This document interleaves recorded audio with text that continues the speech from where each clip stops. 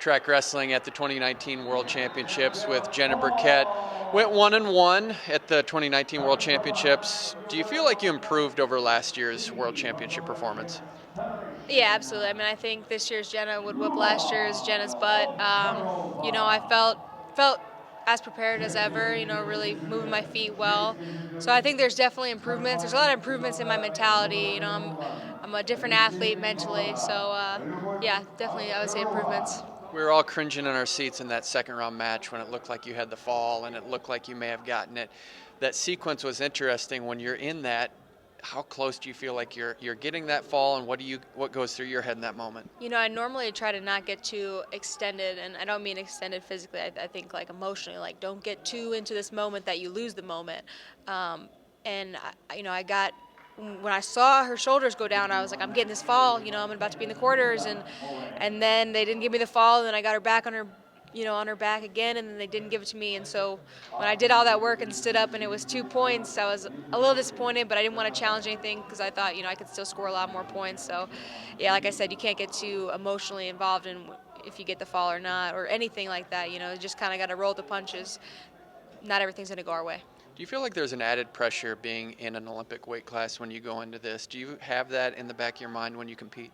Yeah, absolutely. I mean, it's all over the internet. It's kind of hard to avoid it, and I put that pressure on myself when I made the world team.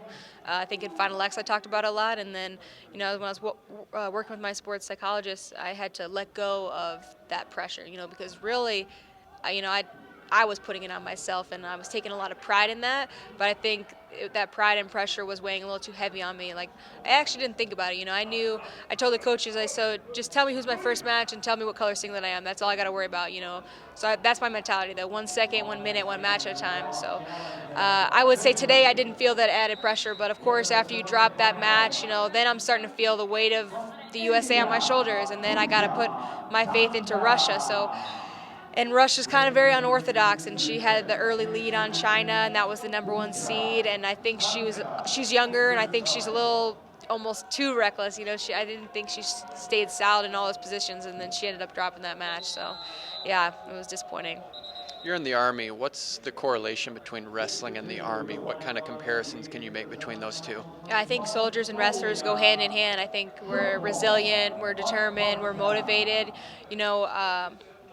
I think that's why we thrive in the military, and then the military helps me thrive in my wrestling life. I always tell myself this 6 minute match is never going to be as hard as going on a deployment. It's never going to be as hard as being in the battlefield.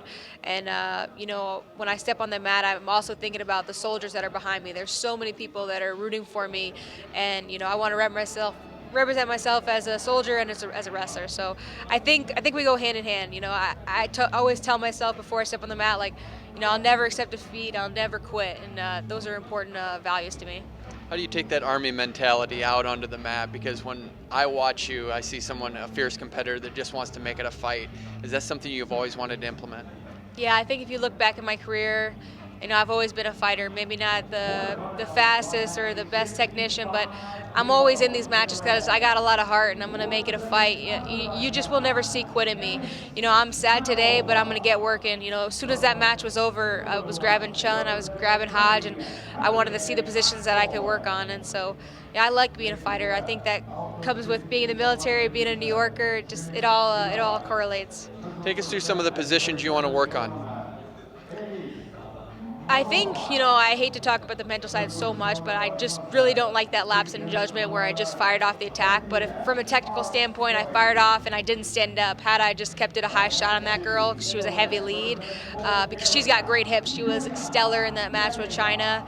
So the added pressure, I think, in the second period, I was a little bit less and then just dove in, whereas the first period I was killing her in the hand fight. So, I think when you get to these bigger competitions or these bigger moments, you just got to remember that it's just a moment, it's just a mat. And, my coach just kept telling me to stay true to Jenna. Jenna likes a hand fight. Jenna's going to pressure forward. Jenna's going to just make it a fight out there. So, from the technical standpoint, working on defending that single, but really for me, I think it's mental. And you have a wedding coming up? I do, yeah, October 5th. All right, excited about that? I am. So now I'll focus on that. That's the good news. I still got that going for me. All right, all the best as you pursue the Olympics next year. Yeah, thanks so much.